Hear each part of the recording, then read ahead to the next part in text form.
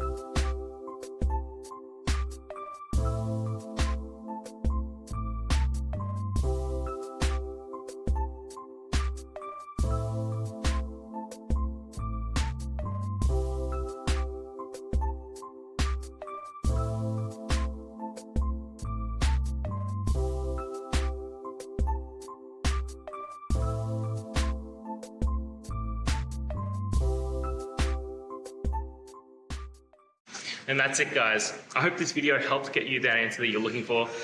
Now, I'll see you next time. Please subscribe for more question and answer videos. And if you have any more, please shoot them through in the comments. Have a good one.